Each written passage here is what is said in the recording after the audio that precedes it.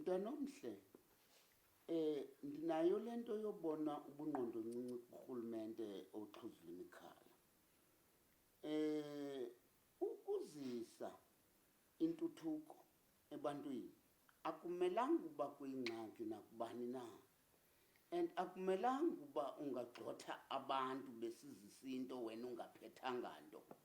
Ndingathi mna uba bayafuna mabeze nale nto uSirayeli asiphathela yona, kuba kudala sisokola sifuna amanzi kurhulumente. Andinamanzi mna ngoku ndiyikumkani ndinjalo, ndithuthelwa ngabo amanzi ngeetrakhi, abanantloni. Zama ukuthi ke mntanomhle noko umongameli ngolu hlobo enza ngalo ngoku ubonakalisa ubukhwenkwe, ubonakalisa nobundladiya, ubonakalisa nokungabathandi nokungabahloniphi abantu boMzantsi Afrika.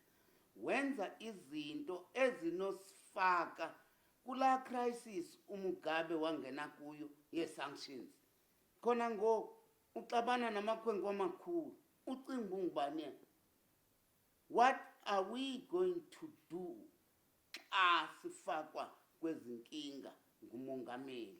Thina sizawuba ngobani bakabantu? Kuba bona bantu bazawubetheka sithi umongameli unamabhiliyoni namabhafana to rely on. Asinazo thina ezo nto ezo. So siyacela umongameli wethu azame indlela yokuvana neMerika, avane noSirayeli.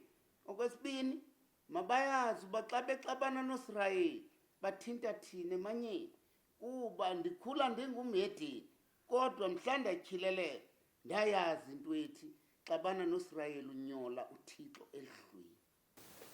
Uthini ikumkani kubantu abanamazwi athi utyeshele umthetho wobudlelwane bamazwe ngamazwe ngoba ungafumani imvume kurhulumente wephondo ngaphambi kokuba ube kanti undwendwela zonke ezi zibhedlele kwakunye noluhlu lwabo bantu buhamba nabo baseSirayeli? Ngaphandle koba urhulumente usiphatha njengengqeqe, asizongqeqa kokumkani accountable kuloo nto. Uba ngabe urhulumente ufuna sibe accountable entweni, funeka sibe zii-signatories kuloo nto, ukwenzela uba nathi sithi we will comply with that. But zikhona izinto esingenawukomplaya ngazo kuba singaba nenizwe, asingobahambi, asingobangqibi, singaba lapha. And I know as well as politicians early, constitution or no constitution, there is no constitution that can degrade. Constitution elizwe lam yehlise amagunya wobukumkani esibuphiweyo ngamasiko nezithethe wethu. Awukho umthetho oselungelweni lo exista lobakho xa ngaba uchitha amasiko nezithethe, kuba loo nto yi-legal right le enshrined in the Bill of Rights. So njani uba uzawu-enshrina into in the Bill of Rights uyoyiphikisa kwenye chapter? And yeyiphi le chapter kwi-constitution enciphisa amagunya ekumkani? Decisively ithi ndiyanciphisa okanye ndiyexutha.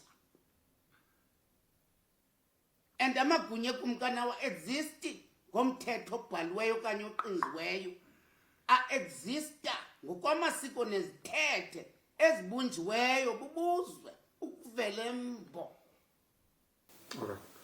Okokugqibela kumkani, kungoku nje sivuke namhlanje sisithi into biziphathamandla zezibhedlele eMthatha General neNelson Mandela Academic Hospital kusungulwe uphando kurhulumente wephondo laseMpuma Koloni uzama ukufumanisa into yoba kwenzeke njani into yoba kubekho i-delegation yaseSirayeli ehamba iyotyelela ezo zibhedlele ngaphandle kokuba babe kanti bayasabela okanye iqala bayaleza kurhulumente wephondo. Ingaba wena ukwicala ezo ziphathamandla zezo zibhedlele? Ndikwicala labo kakhulu kuba balandela umthetho wekumkani, kucele ikumkani.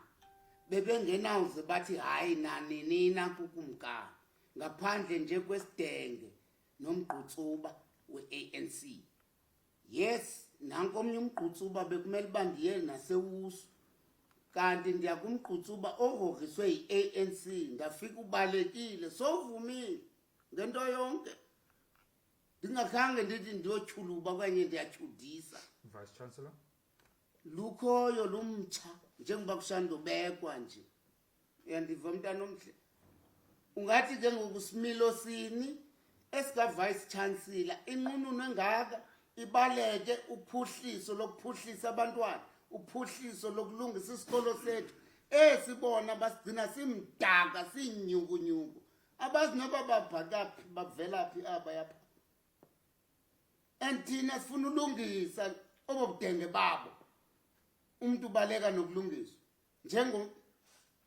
ngombutho wesizwe umbutho wesizwe ingxaki yawo awufuna ulungiswa xa uthi awubalungisa ulungisa amasela abone uba wena uzawuvala ikroba lotya imali